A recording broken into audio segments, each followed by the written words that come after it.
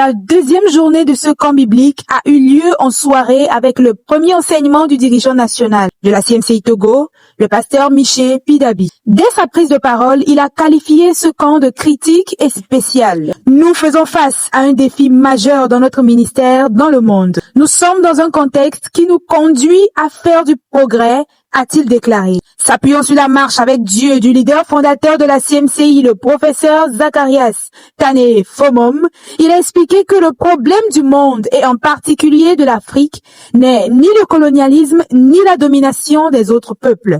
En réalité, c'est parce que les hommes se sont détournés de Dieu. Tous les problèmes qui s'abattent sur l'homme ont une seule origine, l'abandon de Dieu. Le besoin fondamental de l'homme dès sa création, c'était Dieu lui-même, sa gloire, sa présence, être en relation avec lui.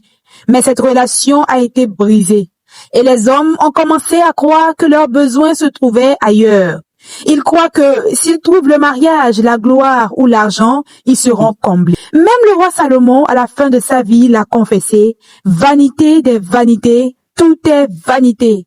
Avant de conclure par un conseil, crains Dieu et observe ses commandements. C'est là ce que doit faire tout homme. Ayant trouvé cette vérité, Dieu a commissionné le frère Zach pour s'assurer que cette vérité triomphe et ait une visibilité. Il devra s'assurer que la CMCI atteigne 1 milliard de disciples dans le monde. Et à travers la prophétie de Santa Cruz ainsi que le message de Paris, Dieu nous appelle à lui offrir cette communauté imposante. Nous sommes dans une guerre critique. Renverser les mensonges de Satan et ramener tous les fils d'Adam à cette conscience qu'il n'y a qu'un seul besoin pour l'homme, Dieu. Et le seul chemin, c'est Jésus-Christ. C'est à cette conjoncture que nous sommes. Abordant comment venir à Jésus, le dirigeant national s'est servi d'une illustration. Venir à Jésus implique de se repentir de tous ses péchés. Il dit, quand on est proche d'enlever tout péché, Satan vient murmurer que tout est bon, alors que le Saint-Esprit insiste qu'il y a encore des choses. Il a mis en garde les jeunes, leur faisant comprendre qu'à ce niveau, si la personne tarde et s'endurcit, les autres péchés s'accumulent et elle finit par faire pire qu'avant. Il revient donc d'aller jusqu'au bout du processus pour expérimenter une vraie délivrance. Le Seigneur a utilisé le message de ce jour pour parler à plusieurs jeunes qui avaient besoin de revenir à lui. Avant ce message du soir, la journée avait commencé autrement. Dès l'aube, chaque participant a été invité à un temps personnel avec Dieu. À 7h30 précise, tous se sont retrouvés pour 1 heure de dévotion matinale et de proclamation avant le petit déjeuner. À 9h, place au premier séminaire. C'est le pasteur Jacques Atiobé, missionnaire dans la région des montagnes basé à Palimé, qui a enseigné sur les rencontres dynamiques quotidiennes avec Dieu.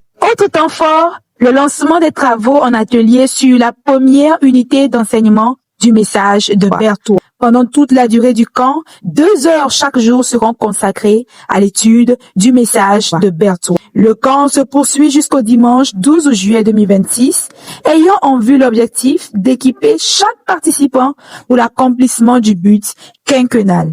À Dieu soit toute la gloire. Bonsoir, je m'appelle la sœur Kosiwa Anita Boko. Je suis de la localité d'Adétikopé, à quelques kilomètres de Lomé. Et c'est une grâce pour moi aujourd'hui de participer à la 8e édition du camp des jeunes à Lomé. Exceptionnellement pour ce premier jour d'enseignement où le Seigneur m'a permis d'être présente, où le Seigneur est passé par le frère Miché pour nous enseigner la base de la conversion chrétienne. Parce que on nous faisait savoir que le Seigneur compte sur nous en tant que jeunes pour l'accomplissement du but quinquennal. Mais le Seigneur ne pouvait pas compter sur des esclaves. Il ne peut pas compter sur nous si on n'a pas une certaine caractéristique. Donc, l'objectif principal de ce camp était de nous ramener à la vraie conversion. Parce que la remarque a été faite que plusieurs d'entre nous étaient là, mais qui n'avaient pas réellement cru. Du moment où ils se sont pas vraiment repentis de tous leurs péchés. Des fois, on les balaie de gauche à droite et puis on espère toucher le Seigneur. Mais ce soir spécialement, le Seigneur nous montrait que pour le toucher, il fallait qu'on touche spécifiquement chaque péché, qu'on se répande et qu'on l'abandonne sincèrement. Et ce n'est que par là qu'on peut réellement le toucher. et que par là, il pourra œuvrer au travers de nous pour que le but soit atteint.